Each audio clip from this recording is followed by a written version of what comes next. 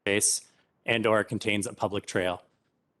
13% of the lot area is proposed to be activated as publicly accessible park space and contain a trail, which would meet the requirement that a portion of the open space is activated. A total of 54% of the lot area would either be enhanced and preserved for environmental protection or activated as publicly accessible park space. Given the level of activation proposed in the park space and the proposed enhancement of the environmentally sensitive area, staff believe that the proposal is providing enough public benefit to obtain both density bonuses. Council noted some concern regarding noise issues associated with the proposed basketball court, and were unsure if the location of the basketball net was the ideal location. Staff are of the opinion that the location of the basketball net is the most optimal location, given that this would reduce the likelihood of the ball bouncing out onto Finch Drive and potential conflict with other users of the open space area. A covenant to secure the basketball court will be registered on title that will let future owners know there is a basketball court that will be open to the public and that there may be noise associated with its use. Staff are not proposing to limit the hours of play on the court at this time and leave any decisions around potentially restricting hours of play on the court to the future strata. The CD 102 zone is proposing a slightly reduced parking standard from the typical zoning bylaw requirements. One space per dwelling unit is proposed for the 2 affordable rental units. The remaining 23 units will be provided with two parking spaces, one of which would be a small car parking spot. Electric vehicle chargers will be provided in each garage, as well as the Class A bicycle parking and additional storage space. 6 visitor parking spaces and 2 spaces for persons with disability will be provided. This is one less than would typically be required in the zoning bylaw. Staff are supportive of the reduced parking standard, given that 2 of the units will be secured as affordable rental housing and the constraints on site associated with the environmental setbacks. This application triggers the community amenity contribution policy. The applicant has proposed the following offer, which meets the policy for a multifamily or residential mixed-use rezoning application that proposes less than 50 dwelling units. Cash in lieu and critical amenities amount of $549,025, which meets the policy, and a cash in lieu of active transportation and parks amount of $55,654, which also meets the policy.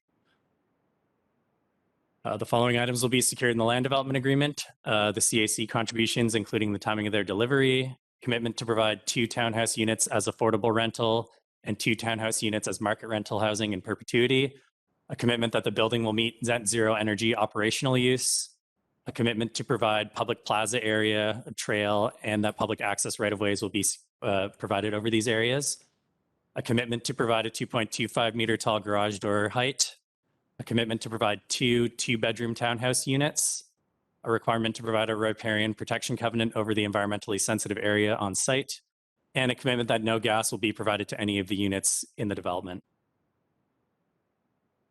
To inform the community, the project was posted on the district's development showcase and a development sign has been installed on the site. No comments or requests for public information meetings have been received to date. Staff recommend that bylaw 2894 be given first and second reading and that a public hearing be scheduled for June 21st at 6 p.m. That concludes my presentation. I'm happy to take questions at this time. Thank you, Mr. Daly. Council, any questions at this time?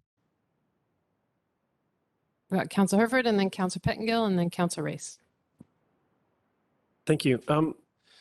The comments around the strata being able to control the times of play and those types of issues made me think about this being at the front of the property and being a public use facility, the basketball piece. So are there restrictions around how much they could or could not adjust the hours or remove the use altogether, because we're considering it an amenity at this point? Through the mayor, there would likely be some language in the covenant that would stipulate that they have to have a reasonable amount of time, or they couldn't limit it so that basically it is removed or not usable. But the details of that covenant haven't been established at this time. But the language around that's fairly standard in these types of situations where that's a possibility with a future body, a strata council or something, making an adjustment? Yes, that's correct. Councilor Pettengill. Thanks, Councillor Herford got at part of my question. I just want to confirm, though, this is intended to be a public basketball court and not just a strata one? That's correct. Okay, thank you. And staff's presentation answered the other questions I had. Appreciate it. Thank you. Councillor Race? Thank you. And it's with respect to the units. And I believe I heard you say that the units varied from 1,200 square feet to 1,800 square feet.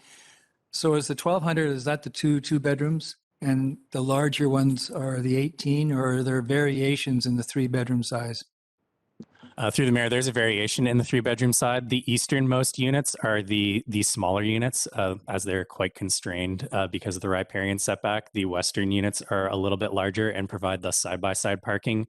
The units to the east that are providing the tandem parking in the garage are these smaller units. Or sorry, the one stall in a garage and one stall on a surface driveway.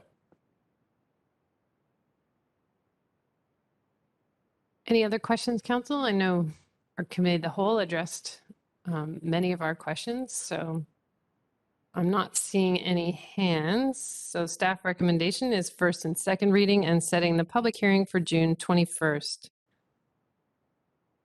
It's moved by Councillor French. I'll second that. Comments, Councillor French? Thanks, Mayor. I'm a little bit surprised that nobody requested a public information meeting for this, but nonetheless, we press forward.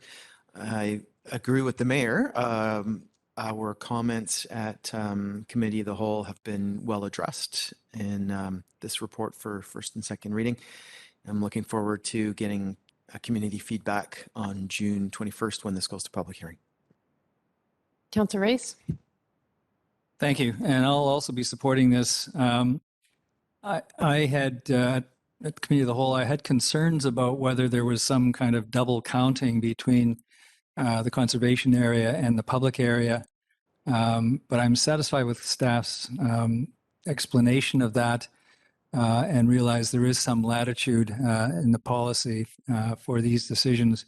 It's not exact. And I think in this case, we end up with 54% of the lot is put over to park or recreation area, conservation area. And I think that's quite appropriate in this case. And I accept staff's view of the variation in housing. And I personally don't believe that every lot or every development will have every type of housing in it. And I think from my perspective, we're looking for kind of more of a neighborhood approach to, or a wider area approach to diversified forms of housing. And I see that here in staff's analysis of other other close by rezoning applications. I think satisfies that for me, that there are a variety of different types of housing that will come out of these 3 or 4 rezonings in more or less the same area. And so I think it does meet policy goals to that extent. Thank you. Councillor Pettengill? Yeah, thanks. There was a lot of concerns. I had a lot of concerns at the committee of the whole, and I'm quite pleased with how those have been addressed. Do have still some concern about the idea that we would require every garage to fit a giant truck, given our goals of moving away from that sort of dependence. Maybe there's some in the mix in the near term, but not everything. However, I'm going to support this because there were many comments and everything has to be balanced. And I'm pleased with the way the developer has come to the table with what I see addressing all of what I recall as council's comments. So I will be supporting this. Thank you. Councillor Herford? Thank you. I'll be supporting it. I believe this does meet all the policies laid out. I'm a little concerned with the bonusing, but not so much for this development, but just in the general in the area. So I'm curious to see how that plays out and whether that needs to be adjusted over time. But it does meet the existing policies, so I'll be supporting at this point. Thank you. Anyone else? I'll support the motion in front of us. I really appreciate the rental portion of this, as well as the commitment to step 5, and appreciate the changes around the garage height for when we have electric trucks, not just diesel trucks. They'll be tall too. And also just the attention to the public realm and what can be shared in this neighborhood. And so I look forward to hearing what the public has to say on the 21st. I'll call the question. Any opposed? Motion carries. Thank you. So we're on 8B1.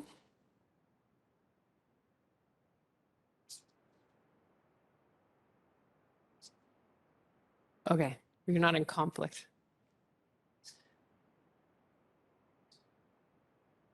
So we're on to District of Squamish operation and maintenance of the Mount Garibaldi Cemetery bylaw. This is Amendment Bylaw 2917, 2022.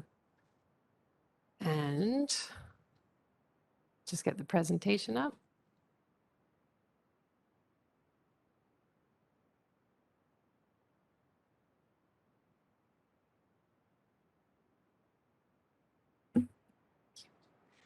Good evening, Mayor and Council. My name is Sharon Hames. I'm the Engineering Services Assistant. And this evening I'm presenting bylaw changes to the Mount Garibaldi Cemetery. This recommendation has been prompted by a request from the Royal Canadian Legion to increase the number of cremains in the full earth burial plots. The request makes good sense and we'd like to support by recommending the following changes. So the summary of changes here is to increase the number of burials in full earth plots by allowing for 1 full earth casket and up to 3 cremains or 4 cremains only. Currently, we allow up to 2 cremains or 3 only. Remove the clause that grave markers shall be set in concrete. This is an old practice and hasn't been enforced for some time. We'd also like to allow for different size markers to be installed. This would allow the option for 2 marker sizes on full earth plots and 3 marker sizes on cremains. With the full earth plots, they can accommodate up to 4 markers with this change, but we would limit to only having a 130 by 18 marker per plot, and the remaining markers would be 20 by 12. And then the last item is remove the existing clause for bronze markers and replace with wording that indicates a bronze plate to be fastened to a granite marker and not actually a marker made from bronze. Thank you, Ms. Haynes.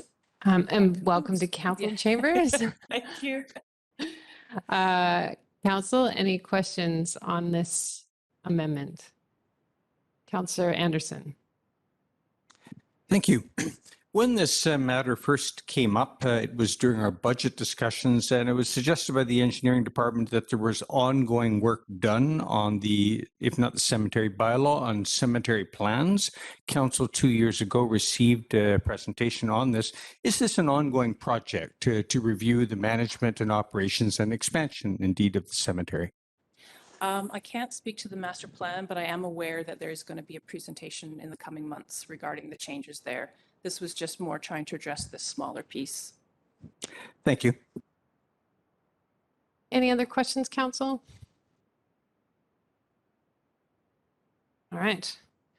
Not seeing any. So would someone like to move Amendment Bylaw 2917? Moved by Councillor Anderson, seconded by Councillor Reyes. Any further comments? Councillor Pettengill, and then Councillor Anderson.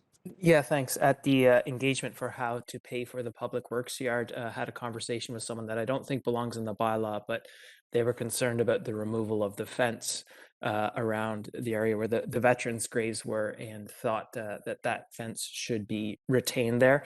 I just thought this may be an opportunity to pass that along, but don't have any concerns with the changes in the bylaw. Thank you. Councillor Anderson.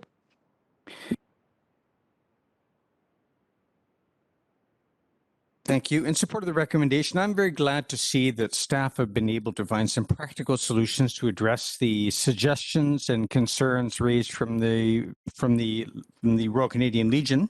The Legion has a very active committee looking into veterans research and how we commemorate veterans in the community. They do have some other suggestions that perhaps might be taken up in other district initiatives, such as the upcoming heritage strategy study relating to Stan Clark Park, for example. So I'm very glad to see that this practical solution has been devised that should address the concerns of the Legion. Thank you. Seeing no further hands, call the question. Any opposed? Motion carries. Thank you for joining us this evening. We're on 8C1, adoption of the Squamish Election and Assent Voting Bylaw, Amendment Bylaw 2890-2022. Moved by Councillor Pettengill, second by Councillor Stoner. Any opposed? Motion carries. And then District of Squamish Fees and Charges Bylaw. This is Amendment Bylaw 2914-2022. Moved by Councillor French, second by Councillor Stoner. Any opposed? Motion carries.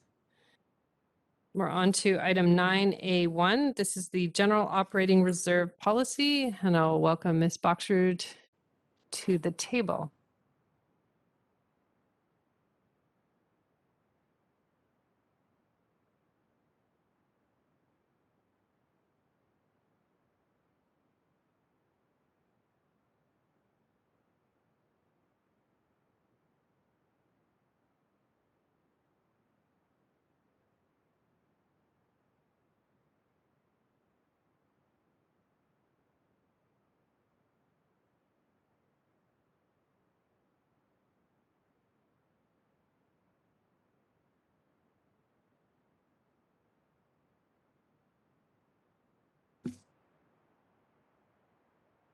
Great, thank you. Are we okay to begin? Okay. Good evening, Mayor Elliott, Council, and members of the community that have joined us today. For the public, my name is Heather Boxrud, Chief Financial Officer here at the District of Squamish, and I will be presenting staff's recommended policy for the General Operating Reserve. So the staff recommendation today is that Council approve the General Operating Reserve policy dated May 17th, 2022. To provide a quick recap of what has already occurred in the development of the General Operating Reserve policy to date. So first, Section 188 and 189 of the Community Charter allows Council to establish reserve funds for a specified purpose and direct that money be placed in that reserve fund. It also states that money in a reserve fund and the interest earned on it must be used for the purposes that the fund was established for. So historically, annual operating surplus has remained in the unappropriated accumulated surplus and was intentionally grown over time to support the district's cash flow needs. The goal of this policy and the reserve is to provide structure, procedure, and proactive approach to utilizing those funds and the future annual surplus. In 2020, Council adopted the General Reserve Bylaw, which was the first step towards the recommended best practice and the district's long-term plan, guiding principles, and financial policy recommendations to set aside those funds for purposes of cash flow needs in case of emergencies, for bridge financing, grant-funded and long-term financing funded projects, as well as the general working capital cash flow needs. In 2021, staff were able to leverage the financial tools recently established and data provided recently from the Financial Architecture, Unit 4 or UBW, to model cash flow forecast and establish the future cash flow requirements. This was important and necessary work in order to establish this policy and the recommended thresholds. Finally, on April 26 in 2022, staff presented the proposed policy at the Committee of the Whole. And the committee directed staff to amend the policy to provide clarity on Council's responsibility around the temporary use of the working capital from the General Operating Reserve throughout the fiscal. So the purpose of the policy is to provide guidance and direction of the development, maintenance, authorization, and use of the General Operating Reserve and annual surplus funds. As well, the policy's purpose is to establish best practice guidelines for the strategic use of the annual surplus, provides financial insulation against working capital and emergency expenditure fluctuations, and to provide a mechanism to assist the district in establishing stabilizing taxations year over year against unexpected non-discretionary expenditures, such as inflation.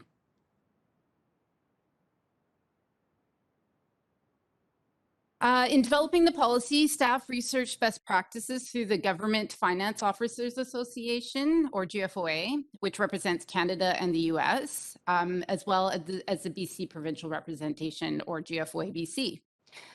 Staff also reviewed several other municipalities' policies, benchmarks, and leveraged internal expertise and experience to inform the recommended policy.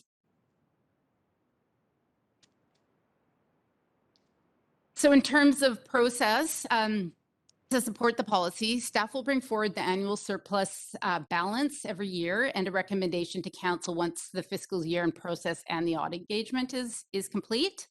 The treatment of the annual surplus can then be incorporated into the annual financial planning cycle process. So as an example of this, for 2023 to 2027 financial planning cycle, council would determine the treatment of the annual surplus from the 2021 fiscal. So it's a bit of a lag time there. In terms of use of funds, the policy established that the appropriations from the general operating reserve will be used for the purposes specified in the policy and in accordance with the district's procurement policy, as well as the long-term financial plan guiding principles and financial policy. However, appropriations from the general operating reserve may be used for purposes outside of the policy in extenuating circumstances only, and will require council authorization to do so. At the April 26th committee of the whole meeting, the committee directed staff to amend the policy for clarity on council's and staff's responsibility around the temporary use of the working capital.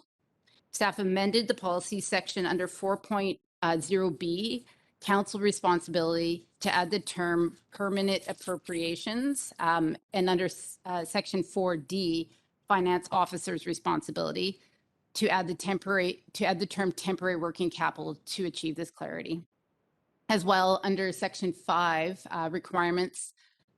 working capital requirements, the phrase working capital appropriations are temporary draws on the general reserve, to illustrate these draws are not permanent and will be returned to the general reserve once the cash reimbursements are received.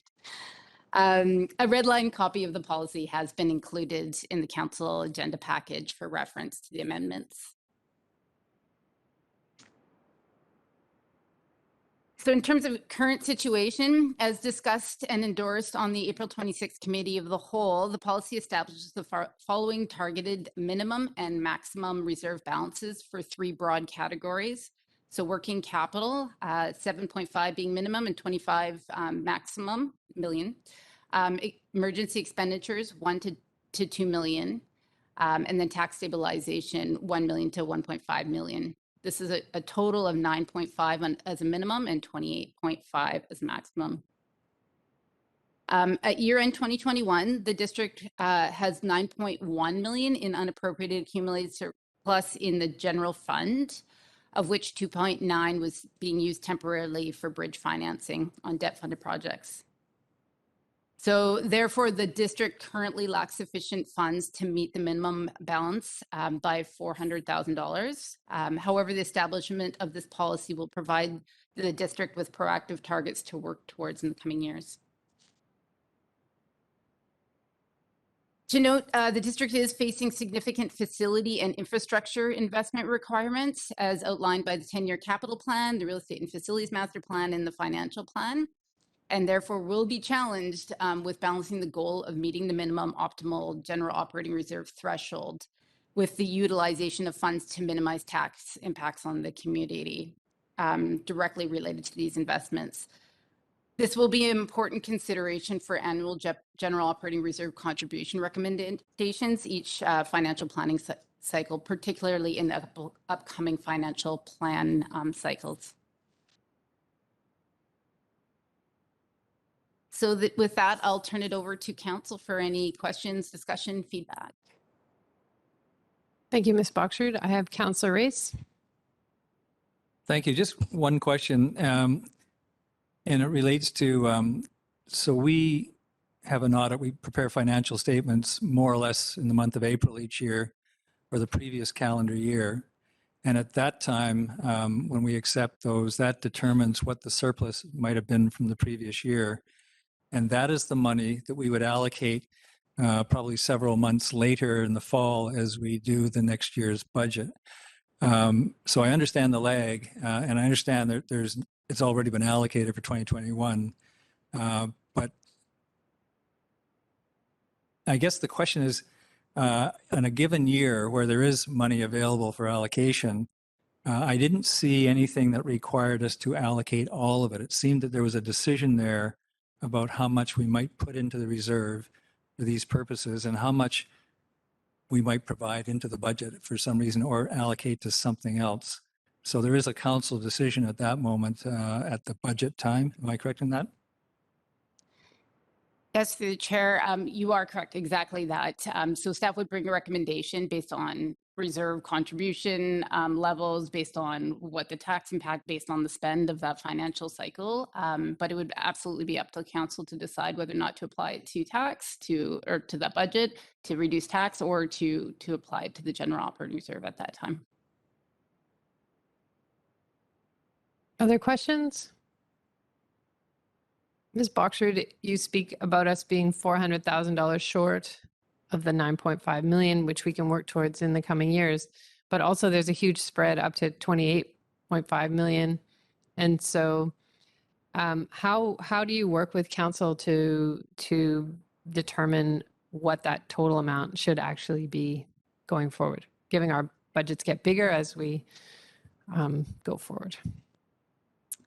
Through you, Mayor, you know, it would really depend on what we have in front of us during the budget cycle. I mean, the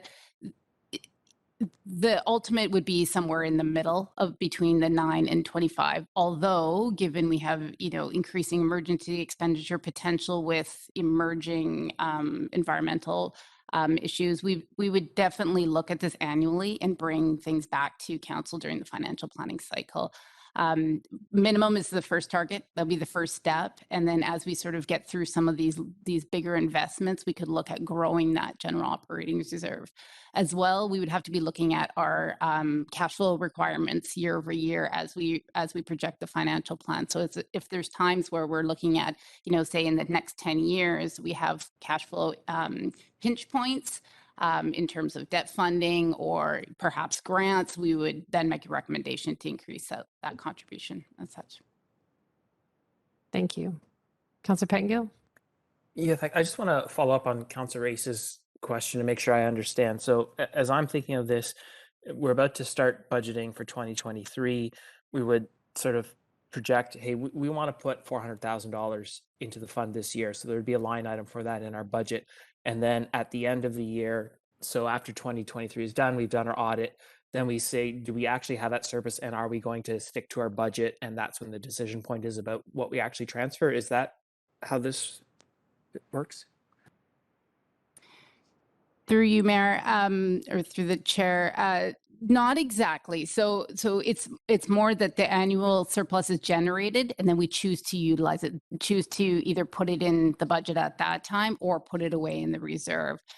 So it's not that you budget it and then hope for it. It's that you get it and then you either add it to the budget or to reduce the impacts of the budget, or you put it into the the general operating reserve.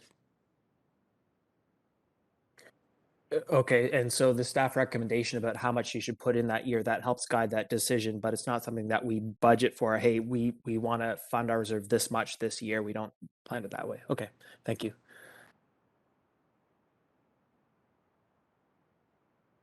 All right, I'm not seeing any other hands. So does someone want to approve the general operating reserve policy dated May 17? Moved by Councillor Race, seconded by Councillor French. Go ahead, Councillor Race. Thank you, and happy to see this come along. And it's something we've been talking about for a couple of years, and has been sort of I won't say a special project of mine, but a special interest of mine.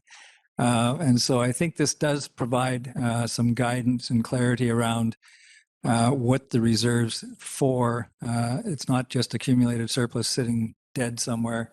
It's money we're actively using for a variety of different purposes.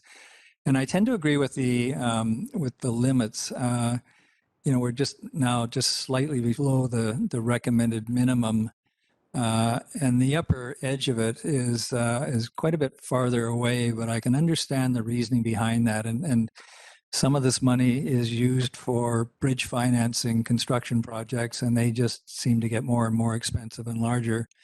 And the other, as staff mentioned, is we are facing the possibility of greater emergencies on a variety of different fronts. And so part of our general policy and goal of making our community more resilient, I think this is actually quite appropriate and in line with that policy. So I'm supportive of that. Thank you. Councillor Herford. Thank you. I'll be voting in favor. I appreciate the sort of the formalization of in my mind anyways, the formalizing the way that we're been treating these funds and setting some targets around that. So I think it's a good step forward. And in another note, I really appreciate the tracked changes document attached to it, because as these things evolve, sometimes it's easy to get lost in that. So that was very helpful as I reviewed it this time. So happy to support. Thank you so much.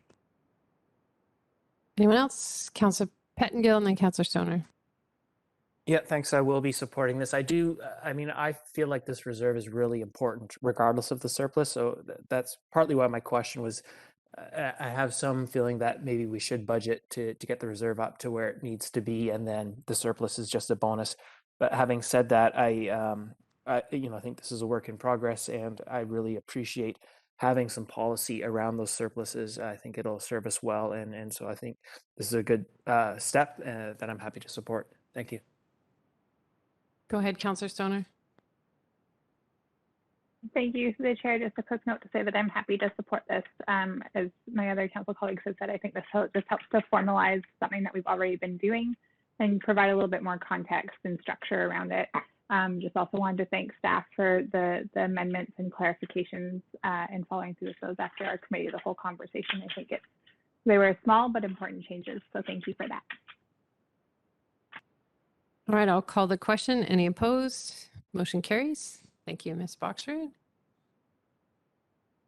We are now on to 8B1, the Brennan Park Recreation Center grant for the Investing in Canada Infrastructure Program for Clean BC Communities Fund. And Mr. Bragg is here. Good evening, Mayor and Council. Can you hear me? Yes, we can. Go ahead. Okay.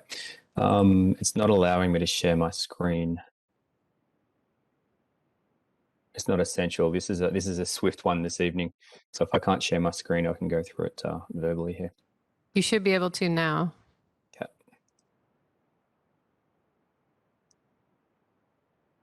Okay, is that working? Yes, that looks great. Perfect. Thank you. Good evening, Mayor and Council. Thank you for your time this evening. I appreciate you working this into the agenda. It's a later item that was added. This one is a memo. It's for a grant for Brennan Park Recreation Centre.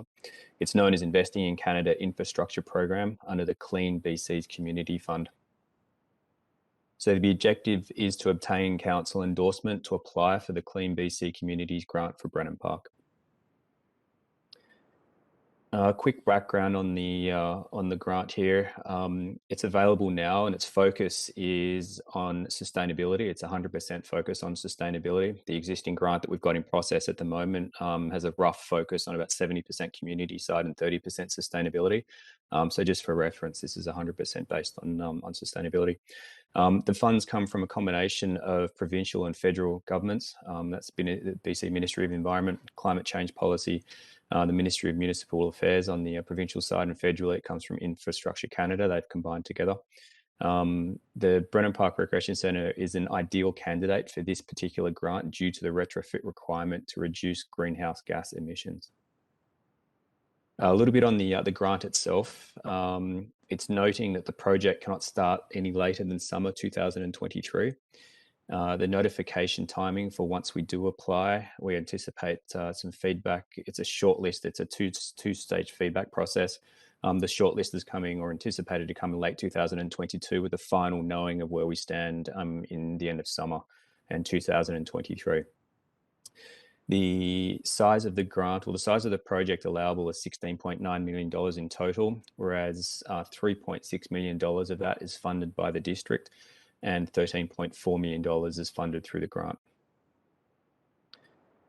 The work itself that we're proposing that's applicable here, it's a retrofit focus to keep in line with sustainability.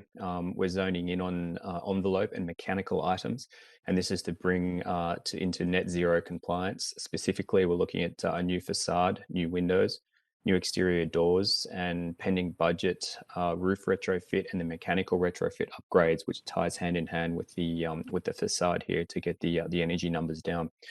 The final budget numbers are coming in over the next few days. That's why it's a little bit up in the air at the moment on the actual scope of work. We're just waiting for the consultants to produce some final numbers here. This work's required regardless of applying for this grant or not, and we need this to meet the district's sustainability targets, in particular for Brennan Park. Staff are recommending that the District of Squamish submit an application or submit this application. And that if it is successful, that staff further submit an additional report outlining the confirmation of cash flow in relation to other real estate facilities master plan projects, what the communications plan is, and also capital prioritization and funding options. Thank you, and I'm ready for questions. Excuse me. Thanks, Mr. Bragg. Councillor Rees? Thank you. I just wanted to confirm the dates again, because if I was following correctly, it looked like we might not hear about final approval until late summer 2023, and the project has to start late summer 2023. It's almost concurrent. Did I see that correctly? It needs to start by then, correct. So there's some overlapping of timing. This is literally straight out of their information here. So yeah, there is a bit of an overlap here. I'll have to go and confirm that one. Mr. Rice.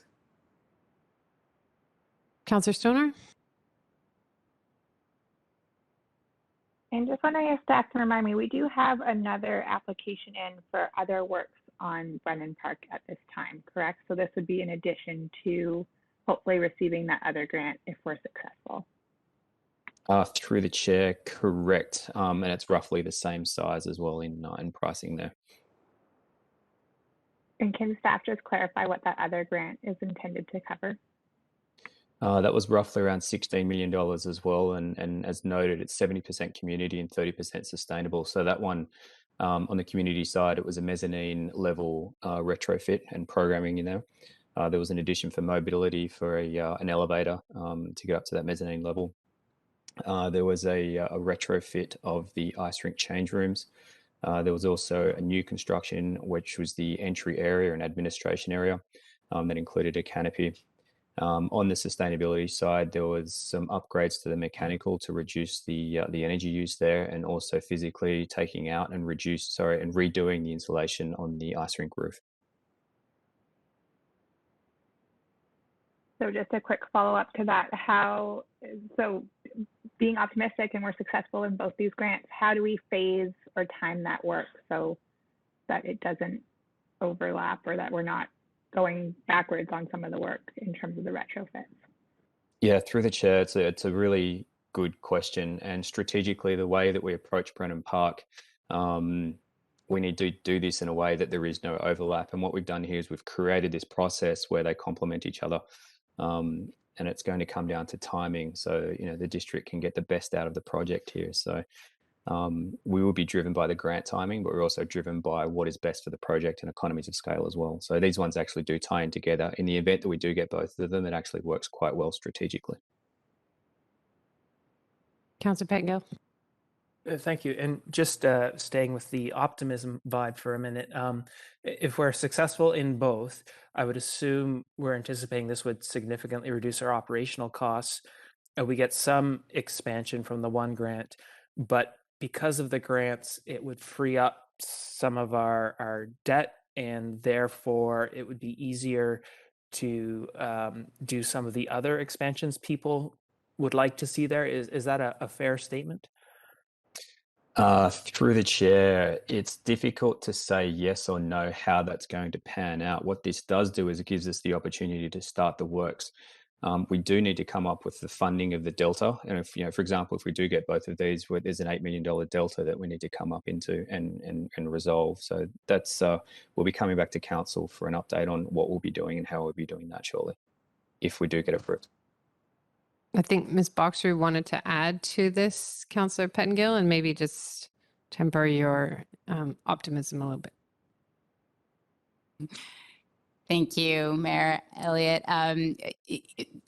Mr. Bragg did a very good job at answering that. However, yes, no, it isn't a free up debt situation. It'll be a priority ranking situation. So we will definitely need to be looking at what would be next, and we'll have to run this through a 10-year plan. But it isn't as easy to say that we've freed up some debt, unfortunately. Thank you. Any other questions from council? All right. Does someone want to move the staff recommendation? Moved by Councillor Stoner, seconded by Councillor Herford. Any further comments? Go ahead, Councillor Stoner. Yeah, just briefly, I want to thank staff for their quick work on this. It's a quick turnaround with the deadline next week. So thanks for getting it in front of us for a motion this evening. I think this is really important work. As the staff presentation noted, the energy retrofits for Brennan Park are required whether we get grant funding or not for us to be able to meet our GHG emission targets, and we know we need to do that. So happy to see that there's some federal and provincial funding available to help us try and get there. So I'm happy to support this motion. Thanks. Anyone else? I'll call the question. Any opposed? Motion carries. Thank you, Mr. Bragg. Also, we're on to our consent agenda. So now's the time. If you have any minutes you need to pull or letters, this would be the opportunity to do it. Councillor Stoner. Yeah, I'd like to pull letter B4, please. B. Bagley. Thank you.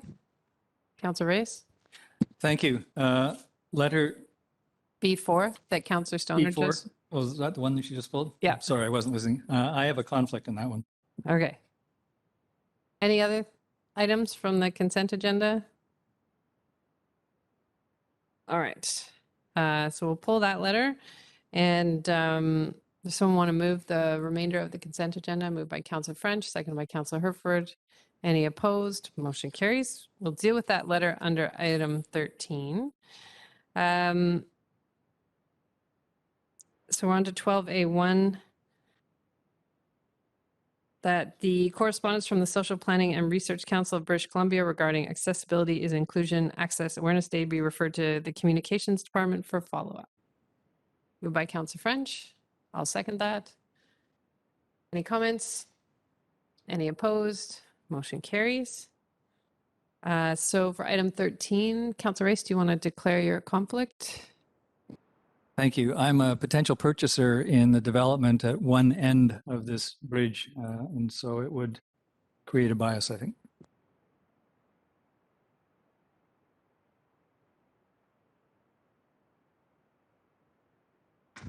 Councillor Stoner, do you want to speak to letter 4?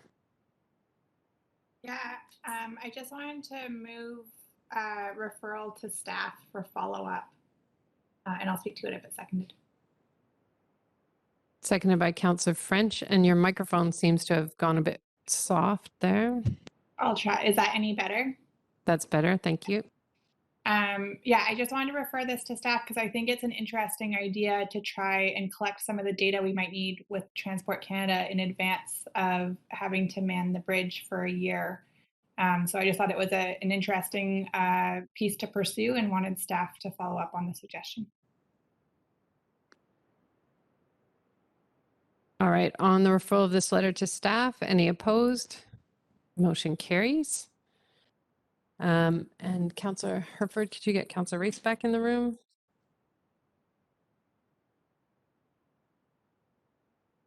All right, so under item 14, we have recommended motions from the May 10th Committee of the Whole meeting. I'm not going to read out the whole motion for the Garibaldi Estates Plan Stage 3 Small Group Conversation Engagement Summary, but this is to receive that summary with the comments from council on the day? Moved by Councilor Hertford, seconded by Councilor French. Any comments? Any opposed? Motion carries.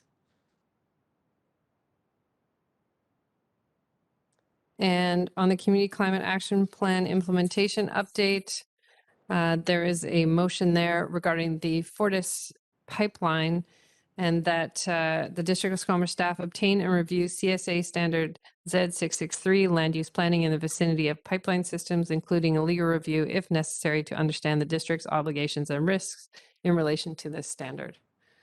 Moved by Councillor Stoner, seconded by Councillor Pettengill. Any further comments? I'll call the question. Any opposed? Motion carries. And then that the district adopt the Howe Sound and Squamish River Integrated Stormwater Management Plan and begin implementation of the plan. Moved by Councillor French, second by Councillor Anderson. Any opposed? Motion carries. And then with regard to our discussion of the Community Amenity Contribution Policy Review, that council received the 2022 CAC Policy Review First Report for information with comments provided at the May 10th Committee of the Whole.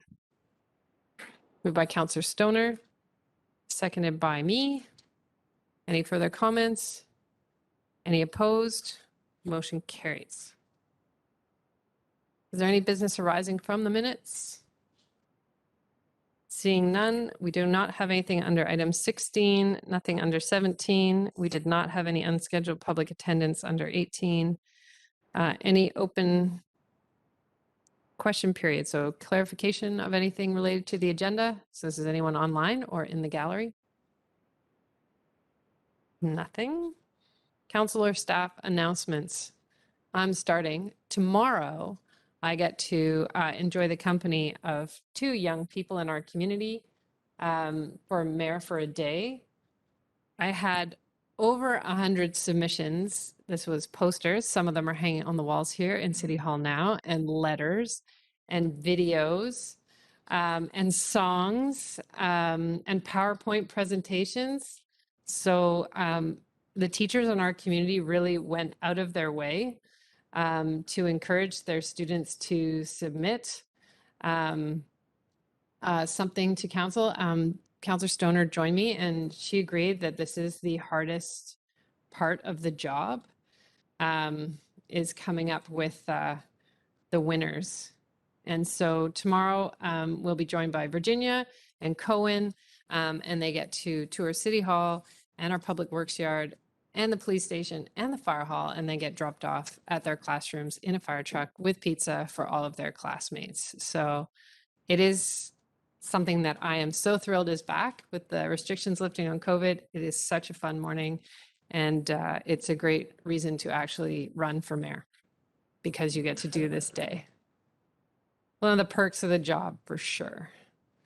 Anyone else? Councillor French. Thanks, Mayor. I volunteered at the Squamish Youth Triathlon on Sunday and happened to recognize some of the names of the submissions here. So smart and athletic. The event was a huge success despite the wet weather. The run course almost looked like a swim course. The temperatures were cool, and that was challenging for the parents in the tiny triathlon who had to come out of their pool with their 2-year-olds and then run around in wet bathing suits. So a few hundred people, young people, participated at Brennan Park, and a few more hundred volunteers helping out to make sure that everybody was kept safe. The competitors ranged in age from 2 years up to 16.